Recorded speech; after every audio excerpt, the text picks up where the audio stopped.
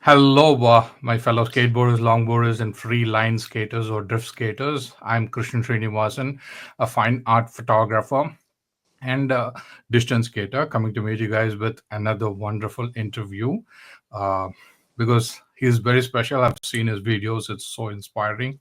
And he is from Singapore. I know him as Jellyboarder. Okay. And he has LDP groups on Facebook, and on Instagram as well. And he posts regular videos. He goes for regular rides, and he's been contributing to the community a lot. Welcome, sir. Welcome to this interview. Thank you so much, Krishnan, and thank you for inviting me to have this interview, as well as your support over the years. I'm really very grateful. Yeah, thank you. Thank you, sir. So, shall we start? I'll shoot you with the first question. Yeah, sure. Please tell us about yourself. Let's begin with your name. I only know you as Jellyboarder through social media accounts. And when and how did you start LDP? Okay, so first and foremost, yeah, my name is James, and I started LDP in Singapore around March of 2022. So I've been longboarding for about 3 years, 3 years and 3 months now, and I also started making skate reels probably at the end near the end of 2022. Yeah, so the story of how I actually got into LDP was quite interesting as well. Prior to LDP, I actually didn't really have much, longboarding or sort of skateboarding sort of experience, or I didn't even know that I actually liked, this kind of things. The only inkling that I had was that, during COVID, I did try to take up some, longboard dancing. I bought a longboard for dancing, and I also have a decathlon board for sort of like a cruiser. But I would have never thought that I would love LDP as much as I do. So the interesting story is that how I started into LDP was that I saw an interesting skate reel featuring LDP, and I was so amazed by how fast it could go. And I decided to look for and that's how I chanced upon my local LDP board shop, Tain Life, which I'm sure you have heard of. So I got there, and immediately I was sold. I bought a setup immediately. So my first setup was a Antidote Hurricane with the Don't Trip Poppies and a G-Bomb TTX. Yeah, so that was how I started. Well, that's interesting, and it's very inspiring as well. But like 2022, and you have been doing incredible with the long distance skating thing. I could definitely tell from your videos. So shooting to the next one, what is your favorite country to skate in? China, Singapore, or Japan?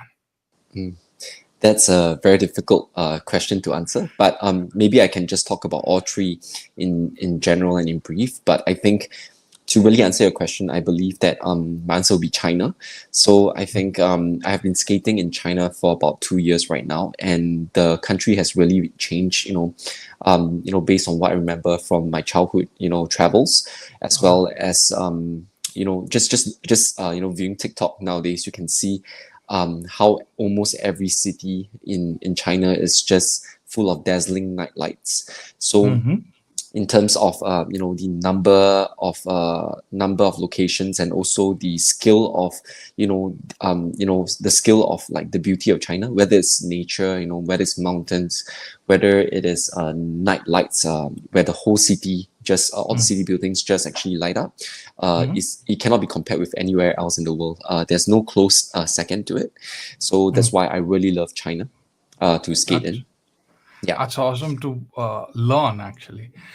Since you've been holding two social media accounts of LDP Singapore, so I'm going to ask you this.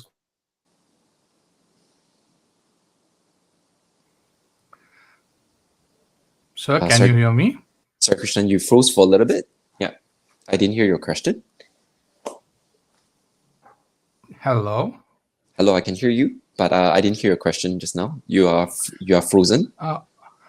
I'm sorry. I'll repeat the question for you. Since you have two, social media handles based on LDP Singapore, so I want to ask you that what are your favorite locations to skate in Singapore? Yes. So talking about Singapore as well, I think because it's my home and it's my country, but you know, I may be a bit biased, but to be honest, looking at our roads are really, really good in terms of very well paved, very smooth. It's actually ideal and perfect for LDP. So when it comes to locations, what's so actually so based on that, actually every part of Singapore is actually really, really skatable. It's just that there are some routes that are more scenic, and there are some routes that are more normal. Yeah. So we also have something called PCN, or a Park Connector Network, whereby basically there are many sort of parks that connected to the urban areas. So you can actually go from one park and then into an urban area and then into another park via these park connector networks. So it's something that's pretty special for a small country like us. So going back to your question about locations, I think one of my favorite routes would be, from the Marina Bay Sands, crossing into basically East Coast Park, which is a coastal park, and then going on to what we call Tanah Merah Coastal Road, and then Changi Coastal Point. So it is a 35 km route that takes usually around two hours to 2.5 hours to complete, and it's quite grueling. It's one of the toughest ones just because usually you'll get cramps by the time you get there. So it's just a really scenic route whereby you can view a lot of the beaches, a lot of the coastal regions. The coastal regions before you end the ride. So yeah, that would be one of my favorite locations to skate in Singapore. That's awesome. That's awesome. So, what type of weather or terrain conditions you like to skate in? Well, if you ask me, I definitely like rain skates. That's something I really Wow. specialize in and I love, just due to the fact that it's so much cooler. I mean, cooler as in, like, in terms of the temperature, it's so much cooler. Mhm. Uh, Mhm. and so that means that, I'm not depleted of my minerals so quickly, and I don't feel I'm not at risk of heat injury, heat stroke. So Mhm. that's why I really love rain skates, Mhm. especially when it rains really heavy. It's really nice, and it feels a bit crazy going against the rain, but it's also very freeing in that sense. And also another type of terrain that I recently realized I really liked was actually skating mountains. Mountainous scenery is actually really nice to skate to, Mhm. especially since I'm also an avid hiker. So that Mhm. those are just two of the very interesting terrains that I really like to skate. Yeah. That's amazing. That's amazing. Both are challenging situations, and you seem to excel in it. That's awesome. With a personal interest. That's interesting. So I understand you're a foodie through your social media post. And what's your go-to meal after a long ride, especially in LDP? And have you tried Indian food? If so, what's your favorite dish? Yeah, sure. That sounds like a good question. So I think for food wise, I think especially after LDP, I'm always craving some protein and also beer. So I think Hmm. if there was a black pepper stick and also a pint of beer, I'm feeling so good Ah, after the ride. Yeah. And in cool. terms of your questions with regards to Indian food, yeah, I mean I have tried different types of Indian food, maybe not as adventurous, but Hmm. I do like probably a chicken biryani. Hmm. Yeah, just after a ride, that would be really great too. That's awesome. That's awesome. Interesting choice. A lot of carbs and protein. Cool. So, Yes. what does your board setup look like? You already gave me a little introduction in your first question about yours when you're talking about yourself, but I would like to know, like, what is the ideal ultra skate event setup of yours, and also name your favorite trucks, decks, tails, and wheels.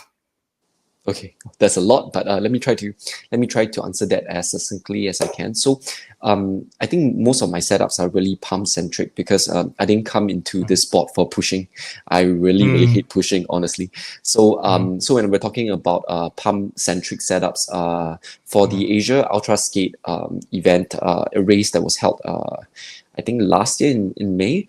Um, um, uh, mm, my ultra skate setup was actually in the front. It was the Super City Skates strafe, traditional camping Mm-hmm. truck on a drop one, also on a super steady skates, drop one fork. Then Mm-hmm. my deck was a Melonen Kake Procyon Endurance. Mm-hmm. And then my tail was a G-Bomb TTX. So I was Mm-hmm. running Pentian Hokus and nothing but free wheels. Mm-hmm. Yeah, so that was my ideal setup, which I accomplished about 107 km in 6 hours. Mm-hmm. So it's at a speed That's of awesome. very close to 18 kilometers per hour. Yeah. Mm. That's incredible. That's incredible. So, to finish the question about your favorite trucks, decks, Mm. styles, and wheels. So, those are your favorites too. I actually have a lot of favorites, but maybe I can talk a little bit about each. So I Mm-hmm. think, when it comes to trucks, I do have a few favorites. So I definitely really love my Rojas 2020s, Oh. my Super Steady Skates Strafe TKP, as well as my Melonen Kake space trucks. Yeah. Mm-hmm. And then for my decks, I think I love both my Melonen Kake, Procyon Endurance, and Ascension. They are Mm-hmm. actually sort of my most dependable decks right now.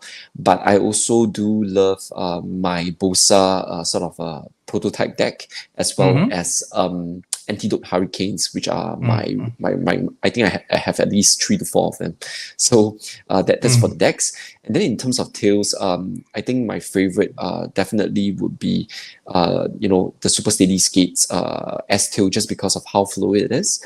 Uh-huh. But I do also have G-Bomb TTX, TTA, as Mm-hmm. well as Ecolite, the Ecolite zero tail as well. So I love Mm-hmm. all four of these tails a lot. Yeah. Mm-hmm. About the wheels, you like Mm. Hoku?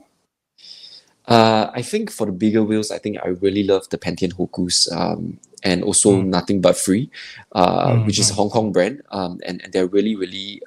I mean, their Duro is just really, really great. Um, yeah, but in terms of like the smaller wheels, 85 mm and stuff, I do prefer more of orangutan Kaguamas, and Mm-hmm. also like Boa Sigmas, and also Boa Hatchlings. So I think these are a few of my favorite wheels. Yeah. Thank you. Thank you. That was very detailed answer, and it was really enlightening for us because we don't have skate shops like Thin Live in India. So that's thank you. A lot of information. Very grateful. Thank you. So, what is your philosophy behind LDP? Sorry, was that the philosophy to LDP? Yeah. Okay, great. I think I don't really have a philosophy, a very complex philosophy in LDP, but I Mm-hmm. think I'm just sort of like learning as I go. So, for me, the greatest joy in LDP is really just those times alone where you skate and you just enjoy the scenery, you enjoy the music. So I usually have a beer, I have sort of music on, and I'm just skating in nature.